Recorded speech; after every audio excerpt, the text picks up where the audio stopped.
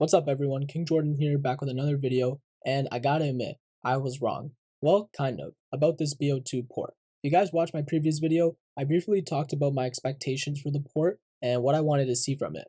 As much as I wanted it to be great before launch, I was definitely skeptical. I wasn't sure if it was going to live up to the hype. These are two legendary Call of Duty games, and they both deserve nothing less than the absolute best re-releases possible. And there was so much excitement surrounding them, despite the fact that these games are basically 15 years old. So going into launch, I just wanted Activision to give these games the care they deserve. I wanted modern day COD quality of life features that would enhance the experience without fundamentally changing what these games had to offer. Things like an FOV slider, dead zone settings, and more sensitivity options, basically all the features we've gotten used to with modern Call of Duty releases. And you guys may think this is asking for too much, but this is really the bare minimum when it comes to just re-releasing a port for a 15-year-old game. And before the release, I told myself that if these features weren't included, I probably wasn't going to buy any of the ports. And for the record, if you don't own the games already, these features are not included. These ports are basically just the PS3 versions running on PS5. They do perform better, but that's about it. So if the ports didn't deliver on what I was hoping for, and from a general port standpoint are pretty underwhelming, why did I still decide to buy BO2? Well, the answer is actually pretty simple. It comes down to the fact that none of those missing features really mattered in the grand scheme of things, at least for me. Sure, these ports absolutely should have offered more, but if I'm being honest, with the game essentially being released exactly as it was in 2012 and everyone starting back at level 1, it genuinely feels like the game just came out all over again. And for some context, this was my very first Call of Duty and my first real multiplayer experience. I was terrible back in the day at BO2, but I still remember how surreal it was playing it for the first time back then. And now, here we are in 2026 with the game dropping. There honestly might never be another opportunity where BO2 launches and everyone gets to experience it from scratch together all over again. So for me personally, that experience alone is enough to justify buying it, even if I only ended up playing for a couple of weeks. Now, with that said though, I actually do think this game is going to last way longer than that. And I think it might last even a couple months up until Modern Warfare 4. And the reason is pretty simple. BO2 is just a really good game. When people call it their greatest Call of Duty of all time or one of their favorites, there's a reason for that. I've only played for a couple hours so far, but I can confidently say it's the most fun I've had playing multiplayer in years, and specifically public matches. I haven't genuinely enjoyed hopping into public matches and going for high kill games since probably Cold War, and even then, it wasn't anywhere close to the feeling this game gives. And there are so many reasons why BO2's multiplayer is considered the gold standard, and I'm definitely going to dive much deeper into them in future videos, but for now, here's some of the high level reasons I'd like to highlight. To start, the gameplay and gunplay just feel like how Call of Duty should. You can't simply run around the map brainlessly with a gun that basically shoots straight for you. You actually have to think about the decisions you're making, your positioning, and the resources you have available to your class. For example, tacticals are incredibly strong in this game, especially at the start when not everyone has tac mask, and if you use them well, you're actually going to be rewarded for it. And I know that kind of sounds vague, but after playing modern COD for the past 7 years, you notice the difference almost instantly. And the biggest thing for me is the gunplay.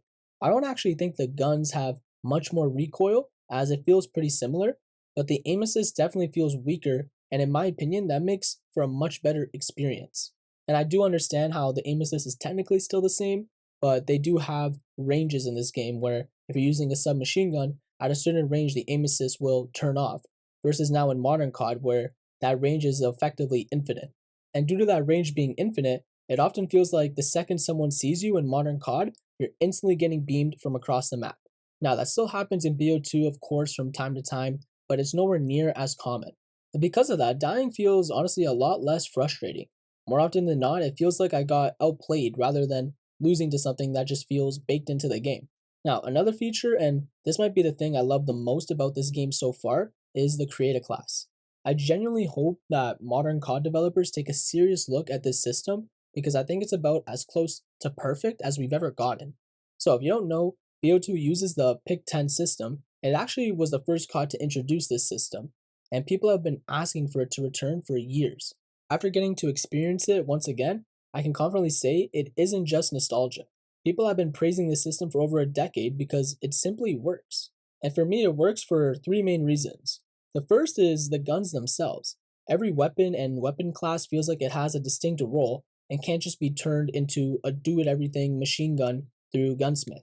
If you're using something like the MP7, you're going to dominate the close quarter engagements and have great mobility, but you're naturally going to struggle at medium to long ranges.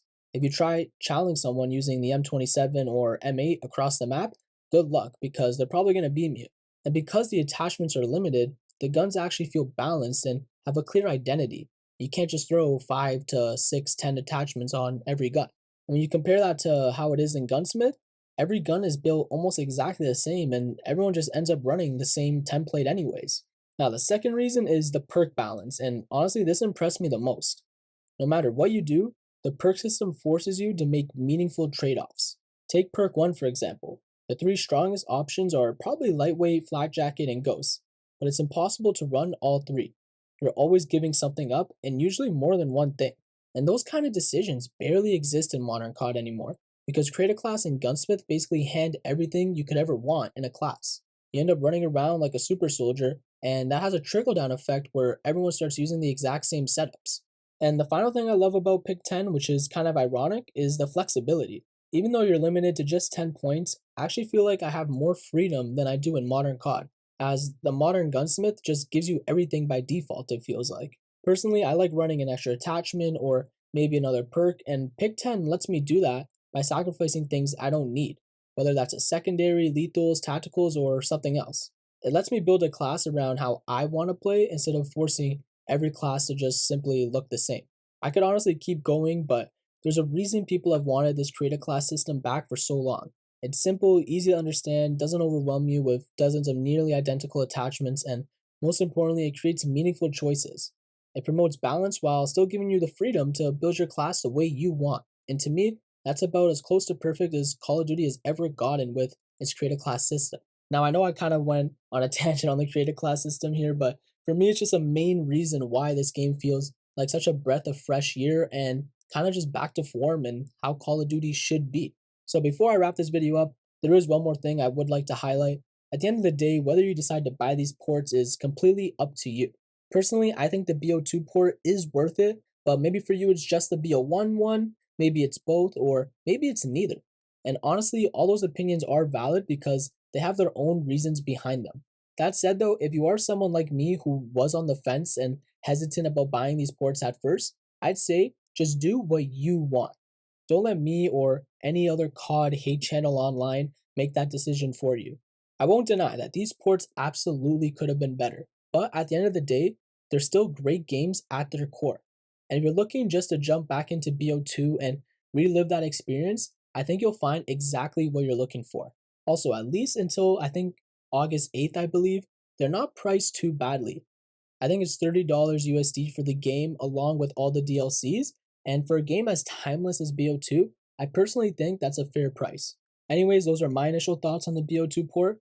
I might end up buying the BO1 port eventually, but for me, it isn't quite worth it yet, as I've never really played the multiplayer in that game, and aside from Call of the Dead, all of the zombie maps are already available in BO3 if you have Chronicles.